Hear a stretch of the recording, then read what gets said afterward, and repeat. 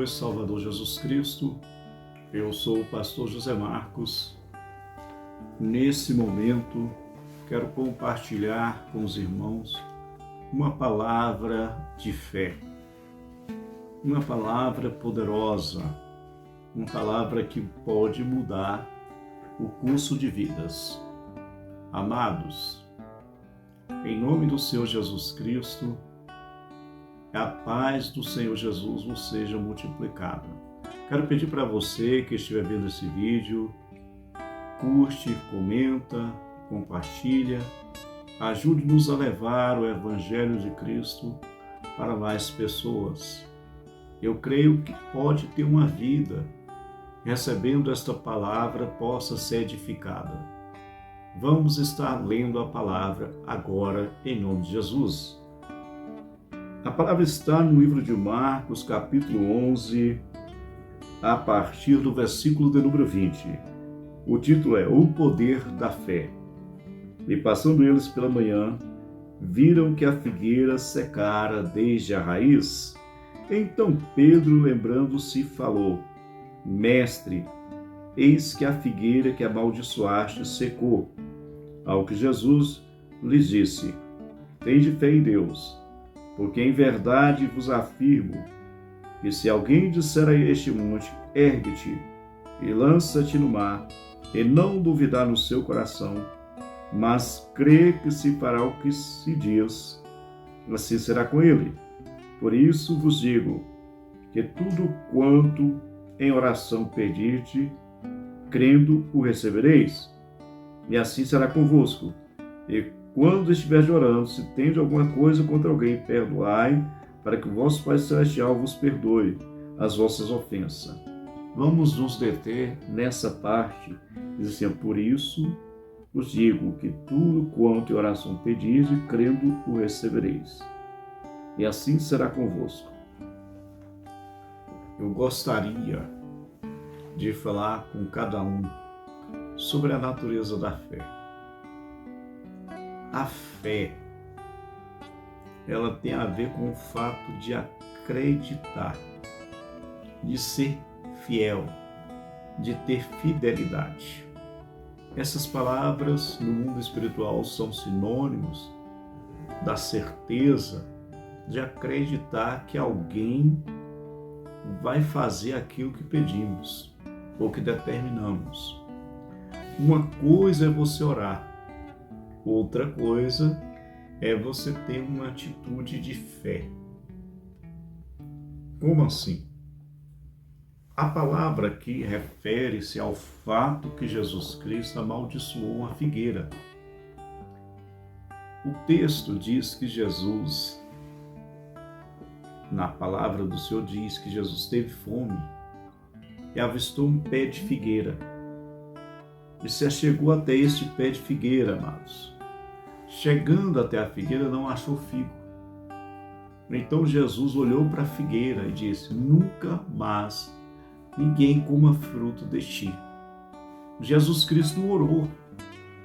Ele determinou e disse: Nunca mais ninguém coma fruto de ti. É uma palavra liberada, é uma palavra de fé. É como você chegar numa pessoa, no leito de um hospital, com câncer, e olhar para a pessoa e falar: câncer, em nome de Jesus, sai, vai embora. Se você falar uma palavra dessa, apoiada na emoção, nada vai acontecer. Mas se você tiver uma vida de quem crê em Deus, o que Deus ouve a sua voz, é diferente. Por que eu falo desta forma? A palavra de Deus, ela destaca alguns fatos e podemos refletir sobre isso. A palavra de Deus fala sobre um homem por nome de Josué, que estava em uma guerra e que ele estava pelejando contra 5 reis. A peleja estava ferrenha e podia anoitecer a qualquer momento. A hora do dia já estava se adiantando. E alguém vira para Josué: olha, nós vamos perder a guerra, pois vai anoitecer. Então Josué fala para o sol se deter. Sol, não te detenha. Não tenha pressa para se pôr. Pare aí no meio do céu. E a palavra de Deus diz que aquele foi o maior dia que já existiu em todos os tempos, porque Deus pelejava por Israel. Então Deus ouve a voz de um homem e o sol se detém. Então, a fé, ela tem a ver com aquilo que nós temos capacidade de determinar em nome de Jesus. É uma palavra de fé. Não é uma revelação que o Espírito Santo deu. É uma determinação, uma palavra de fé para quem tem fé. A fé, ela tem uma característica sobrenatural, mas ela tem muito a ver se você acredita mesmo que Deus é com você, que Deus está com você e que Ele está no barco. O profeta Isaías, em Isaías capítulo 53, no Isaías 53 diz, versículo 1, quem deu crédito à nossa pregação? Quem acreditou em nossa pregação? Então eu quero dizer para você, a fé tem a ver com acreditar plenamente em Deus. Se eu disser para você assim, olha, Jesus Cristo te ama, para muitas pessoas é uma palavra repetitiva, é uma palavra que muitas pessoas dizem, para muita gente até por dizer. Mas a Bíblia nos fala que Ele entrega a vida dele por nós, por amor, na cruz do Calvário. A pergunta que eu te faço, você acredita nesse amor? Amados, o fato de amar e ser amado, de confiar, está intimamente ligado no mundo espiritual. Tem um versículo em Provérbios, capítulo de número 4, versículo de número 23, que diz assim, ó, sobre tudo que se deve guardar, guarda o seu coração, porque dele procedem as saídas da vida. A pergunta que eu quero fazer para você é se você compreende esse versículo de Provérbio 4, 23. Porque quando diz, porque dele, do coração, procedem as saídas da vida, quer dizer, dele procede os seus sonhos, dele procede os seus planos, dele procedem os seus desejos, do seu coração procedem a sua convicção. Opa, peraí. Amados, só que tem um porém. O idioma de Jesus Cristo, lá no hebraico, coração não é aqui um pedacinho de carne que tem no peito, não. Coração é aqui, ó. É a mente, é o raciocínio, é o pensamento. Você já notou que tem pessoas que têm uma personalidade forte, têm uma opinião forte, e eles não cedem para ninguém, têm convicção? Essas pessoas, quando creem em Jesus, elas não costumam ceder, elas não dão espaço para a dúvida operar. Então a fé, irmãos, ela está intimamente ligada aqui, ó. Convicção, certeza, coração. Quando eu falo isso para vocês, eu estou dizendo assim, ó, aqui dentro da sua cabeça está a sua convicção da sua fé. Quando você conhece Jesus, você tem mais certeza que Jesus Cristo vai dar ou não ouvido, amados, para a sua voz. O que é que eu estou querendo dizer? Nós podemos escolher se nós confiamos ou não em Jesus. Mas, na verdade, o que eu estou falando, irmãos, a confiança é estabelecida no coração. Jesus Cristo disse um versículo em João, capítulo 8, se não me falha a memória, versículo 38, está escrito assim: se o Filho vos libertar, verdadeiramente sereis livres. João 8,38 já diz: conhecereis a verdade e a verdade vos libertará. Quando se fala de conhecer a verdade, a verdade é Jesus. Se você conhece a verdade relacionada ao mundo espiritual, relacionado a Jesus, você está um passo muito grande à frente de outras pessoas para ter fé, para ter convicção. O que eu estou querendo dizer? Quando Jesus fala para a figueira, nunca mais ninguém coma fruto de ti, ele tinha convicção. Que convicção que ele tinha? O Pai estava com ele. O Pai estava ouvindo o que ele estava fazendo. Então aquela figueira iria secar. A palavra de Deus, curiosamente, fala que voltando depois, Pedro, vendo a figueira, lembra que Jesus tinha amaldiçoado a figueira e falou: opa, eu vou lá ver essa figueira. Eu vou ver como que essa figueira está. Eu ouvi Jesus falando: ninguém nunca mais coma fruto de ti. Sabe, o cristão, nós, servos de Deus, deveríamos ter a mesma disposição que Pedro. Pedro ouviu Jesus falar e prestou atenção. Então nós deveríamos prestar atenção no Evangelho, no que a palavra de Deus fala. A Bíblia diz que Pedro chega, dá uma olhada naquela figueira e fala: Senhor, mestre, a figueira que o Senhor amaldiçoou secou. Então assim, eu quero perguntar uma coisa para vocês e quero que vocês respondam. Se possível, coloca aí num comentário. Vocês já pararam para conhecer a palavra de Deus e para observar?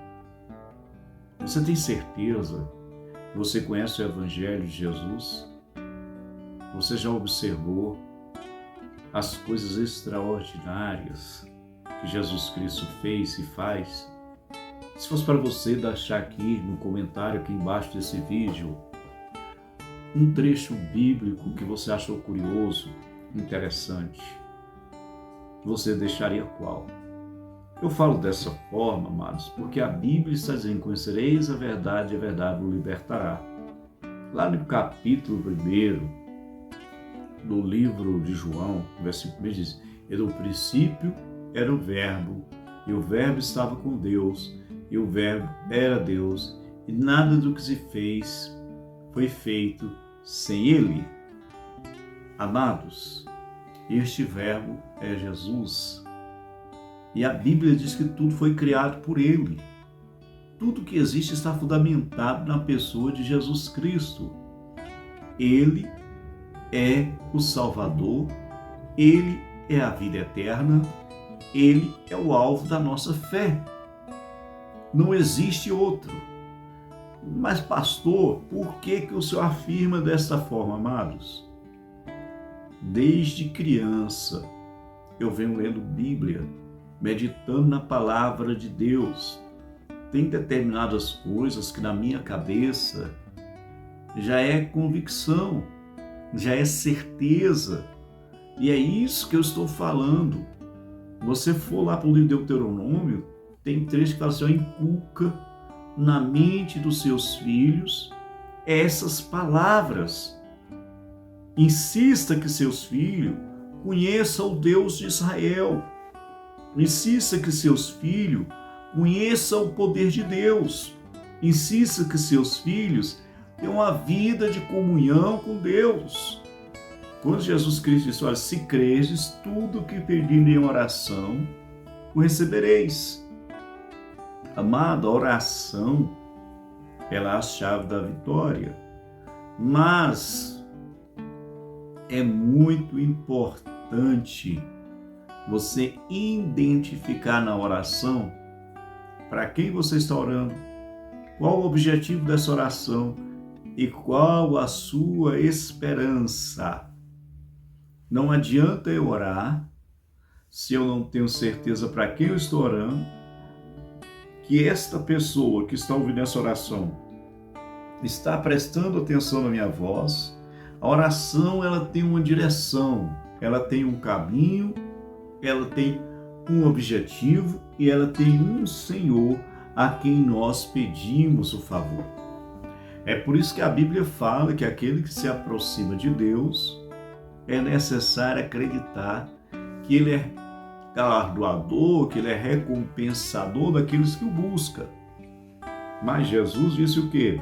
Mateus 7,7: Pedi, recebereis. Engraçado, hein, irmão? Jesus não disse, às vezes você vai receber. Convicção, certeza. Amados, a palavra do Senhor diz que assim como o homem é no seu coração, assim ele é. Vamos mudar isso aí. Assim como você pensa no seu raciocínio, assim você é. Pastor, o que é isso? Convicção. A convicção, ela vai te levar a determinados lugares. Tem pessoas que têm uma mente, ela é bombardeada o tempo todo. Sabe quando a mente do ser humano é bombardeada o tempo todo? Será que eu vou conseguir? Será que vai dar certo? Eu não sei se eu estou no caminho certo.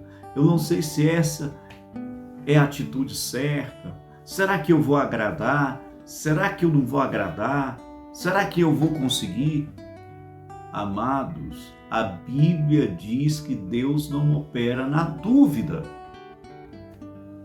É nesse quesito que eu quero chegar. Você tem certeza, você tem convicção de que a sua confiança está em Deus? Você já parou para entregar verdadeiramente os seus planos, o desejo do seu coração para Deus? Amados, nós temos um Senhor, nós temos um Deus, nós temos um Pai. Lá no livro de Isaías, capítulo 1, a Bíblia fala que o jumento conhece a sua manjedoura, que o jumento conhece o seu dono. E eu pergunto, você conhece o seu dono? Você sabe quem ele é? Você tem um relacionamento com ele? É um momento, amados, que eu gostaria de levar você a uma reflexão. Por quê? Quando Deus enviou seu Filho ao mundo, lá em João 3,16 diz que Deus enviou seu Filho ao mundo. Por quê? Porque Deus amou o mundo de tal maneira que deu seu único Filho para que todo aquele que nele crer não pereça, mas tenha vida eterna. Vamos pegar a última parte aí. Todo aquele que nele crer não pereça, mas tenha vida eterna.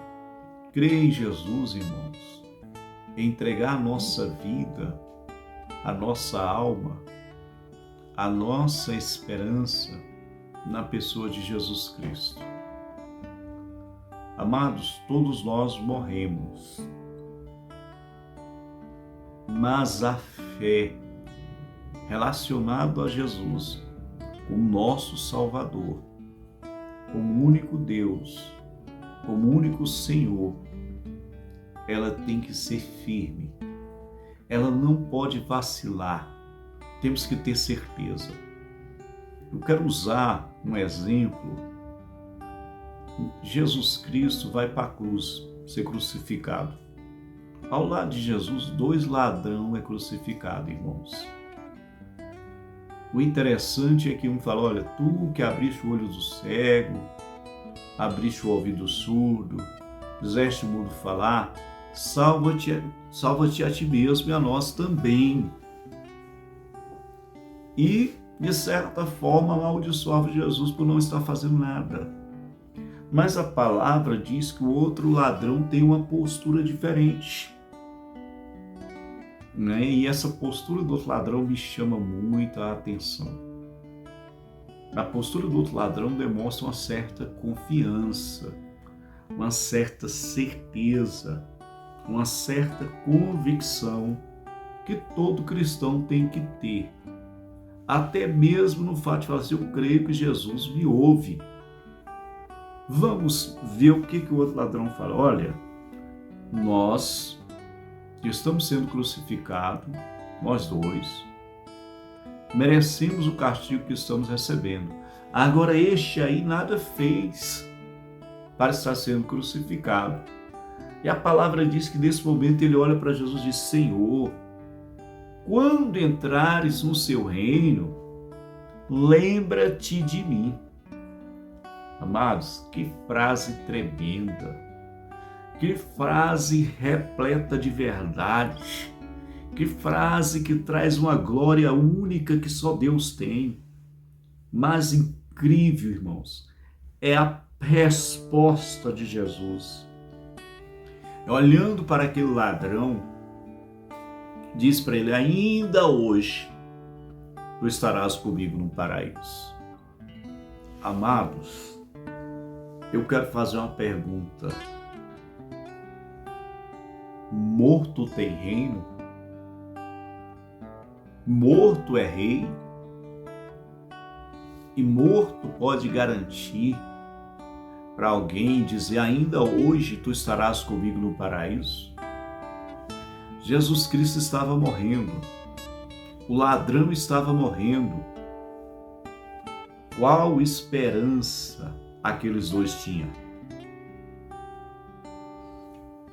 Mas a frase do ladrão afirma, quando estiveres no seu reino, quando entrares no seu reino, lembra de mim. Jesus diz, ainda hoje estarás comigo no paraíso. Aquele ladrão estava dizendo para Jesus, olha, eu sei que o Senhor tem um reino, eu sei que o Senhor é rei, eu sei que o Senhor é o Salvador da humanidade, eu sei que você vai vencer a morte e eu sei que você vai viver eternamente. Amados, isso é tremendo, isso é único. Amados, é necessário fé. A mesma fé genuína que Jesus Cristo amaldiçoou a figueira. Eu não sei a sua realidade. Eu não sei os seus problemas. Mas é preciso um passo de fé. É preciso uma atitude de fé. Não é orar meia hora. Não é orar um mês. Não é fazer campanha. É uma atitude de fé. E essa atitude de fé depende de você. Aquele ladrão estava na última oportunidade, nos últimos momentos de vida, mas ele não perdeu tempo. Ele teve uma atitude de fé. E hoje eu quero te convidar para ter uma atitude de fé, seja na sua vida sentimental, seja no seu casamento, seja na sua vida financeira, seja porque você está em cima do leito do hospital desenganado por um médico, seja porque você está titubeando entre dois pensamentos. Meu irmão, está na hora de se decidir, está na hora de ter fé. Olha, bem para mim nesse momento, me responde. Você está ainda no será que vou, será que fico? Será que vai dar certo? Será que Deus está comigo? O ladrão da cruz não teve tempo para isso não. Mas Jesus disse, ainda hoje tu estarás comigo no paraíso. Então vamos, irmãos, tome uma decisão de fé. Saiba que Jesus Cristo, Salvador, que salvou aquele homem na cruz é poderoso para salvar você em qualquer circunstância. Hebreus, capítulo 7, versículo 25 diz que Jesus é capaz de salvar completamente todo aquele que se aproxima do Pai através de Jesus Cristo. Ou seja, Deus é poderoso para te salvar de qualquer situação, se você se aproxima de Deus através de Jesus. O que isso quer dizer? E Deus e o Pai é um, e Ele é poderoso para mudar a sua história em todo o tempo, em qualquer área da sua vida, em qualquer circunstância. Vamos orar. Senhor meu Deus e meu Pai, reconheço que o Senhor é um Deus todo-poderoso e que em Ti há toda sorte de bênção. E por isso, Pai, eu venho a Ti através daquele que é o Senhor Jesus, o Seu Filho. E em nome do Seu Filho, o Senhor Jesus Cristo, eu te peço, essa pessoa, Pai, que está me ouvindo agora, que está passando por uma necessidade, seja ela econômica, financeira, profissional, ou está, meu Pai, num estado terminal de uma enfermidade em cima dessa cama. Agora, em nome de Jesus Cristo, Pai, estou eu te pedindo que o Senhor venha suprir a necessidade desta vida, seja em qualquer área da existência dela, em Cristo Jesus, o Seu Filho, e disse: eu sou a vida.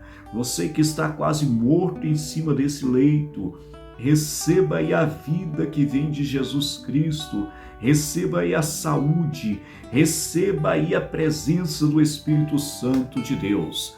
Em nome de Jesus Cristo, Deus Todo-Poderoso, eu te peço que o Senhor venha tocar no coração de todo aquele que está em casa, ouvindo esta oração e necessitando de uma porta aberta, porque assim está escrito, que Jesus Cristo tem a chave de Davi, que abre e ninguém fecha. Em seu nome, Senhor Jesus, estou te pedindo, abre uma grande porta para esta pessoa, muda a história da existência dela, para que ela saiba quanto o Senhor é poderoso e rico para com todos que necessitam. E em nome de Jesus Cristo, a partir de hoje, vidas que estão ouvindo essa oração serão transformadas pelo poder do Evangelho, em nome de Jesus Cristo. Amém? Amados, muito obrigado. Eu agradeço de coração você que está ouvindo esta oração, você que ouviu esta palavra. Saiba que Deus é poderoso para mudar a sua história para melhor. Muito obrigado, a paz do Senhor Jesus Cristo seja contigo. Amém.